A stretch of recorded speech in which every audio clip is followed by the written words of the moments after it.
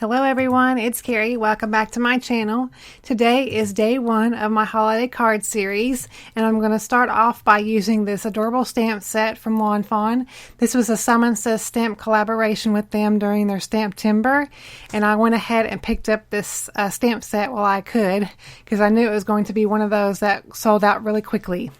So I'm starting off by doing a little bit of stamping, and we're going to be using this little image with the mouse tucked into the stocking, which I think is adorable. And we're going to be stamping that onto some white cardstock and stamping that with the MFT hybrid black ink. So I'm going to stamp that onto my cardstock, and I'm going to be doing a little bit of Copic coloring for you guys today. I'm going to stamp that down, and then I'm going to get my colors out to start Copic coloring. I am going to die cut this out using this little stitch circle. I believe this comes in the Lawn Fawn banner set. I forgot exactly what the name of it is called, but I will have it linked below the video for you in case you're interested in it. I've gone ahead and sped up the video just a little bit so the coloring won't be as long, but I did want to keep it all in there for you guys so you would see the entire process. I don't color very often in my videos just simply because if I'm going to be honest with you, I'm not very confident in my coloring, but because I just don't think that, there are people out there, crafters out there that could do a much better job than I do, I feel anyway.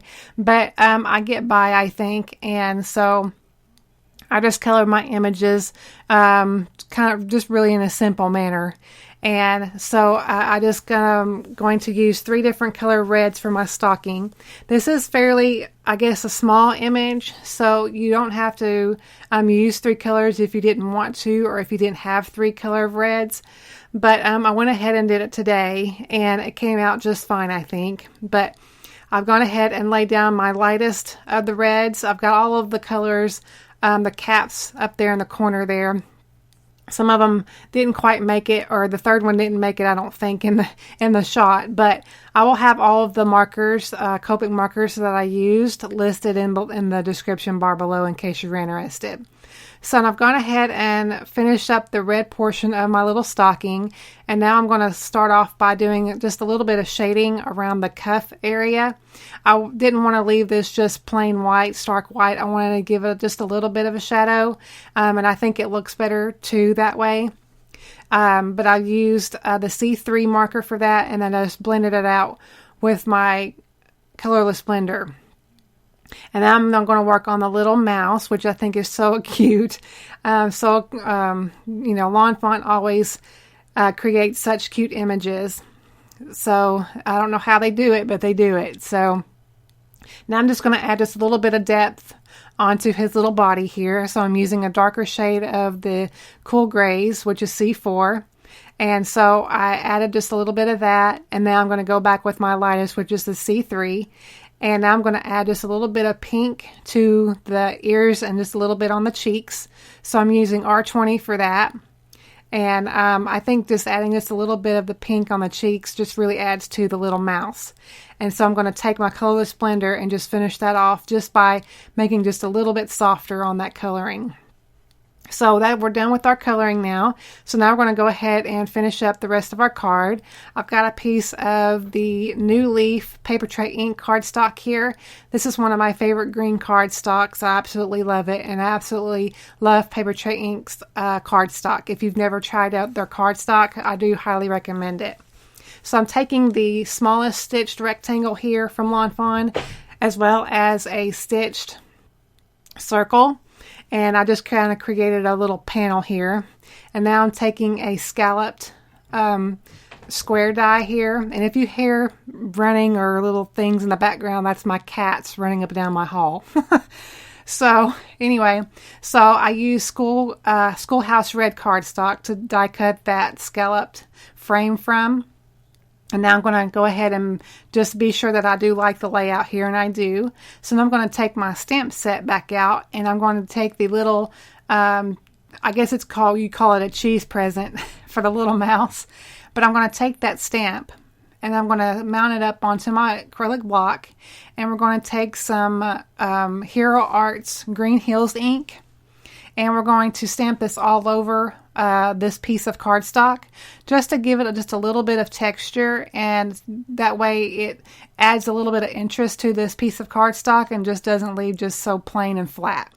So, and once this dries, it will soften back out and it will just blend into the cardstock really nicely. So, I'm creating my own pattern paper here.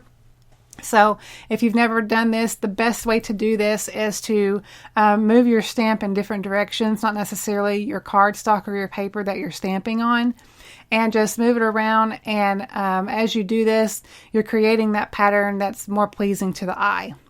So I went ahead and finished up stamping, and now I'm going to stamp down my sentiment here, which is the Merry Christmas from the same, obviously, same stamp set. And I inked that up with the same black ink that I stamped the little mouse image with, which is the MFT hybrid black ink. And now I really do like how this is turning out with the little layout here. So now I want to pop this portion up onto my card. So I'm just placing some foam tape onto this piece here. And I'm just going to place foam tape all around that portion. And I went ahead and removed the paper backings of my foam tape. And I'm just going to adhere that onto my scallop piece here. And now I'm just going to add adhesive to my die cut circle. And going to just use my regular tape runner for that. And you could use obviously liquid glue or whatever that you had. Anything would work pretty much. And just adhere this in the middle of that circle. And then I'm going to get my card base ready, which is the same white Stamper Select cardstock for my card base. This is going to be an A2 size card, and I'm going to score that at 4 1/4 with my Teflon bone folder.